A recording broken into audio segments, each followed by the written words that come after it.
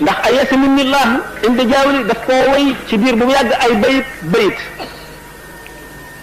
dëkk bu nekk ba mu fa jaaree ak la mu fa nar a wax la ko fa suñu borom defal jaar yam fa jaar bi nga xamee ne dem na ci foofu ñuy wax exil juróom-ñetti at yu manqué yooyu mu fa am ci la liggéey ba sàq moomu nga xam ne feesul woon ca la feese bi mu ñibbisee gaa yi yàlla ñi nga xam ne dañoo xam yàlla xam yonent sallallahu alayhi wa sallam xam baatin xam zahir gis nañ ne l'islam ci boppam bég ne bay sigare loolu tax Cheikh Saadu Abihi di ndokkeel diine ji ci boppam la njëkk a ndokkeel ndax diine ci boppam moo am mbég moo am lu ko neex ndax diine dafa tumuranke woon bi sëñ bi demagul ci géej gi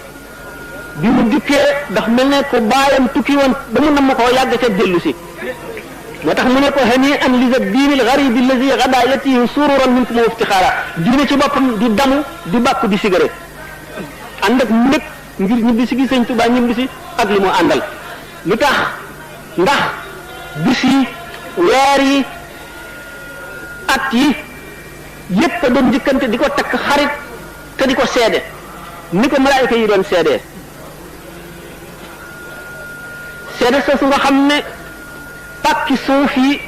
ak bëccëg yi guddi yi seedeel nañ ko ko yomal qiyaam dana doon ndam loo xam ne benn wali du ko damoo lu dul moom ci kanamu yàlla keroog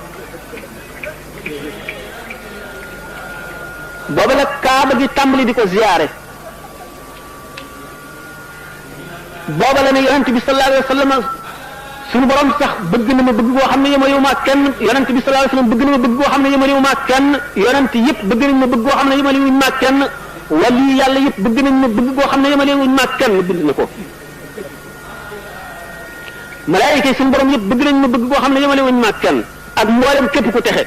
loo tax mu ne wajhu allazi yuhibbuni yabyaddu yawma wujuhu su'adaa tabyaddu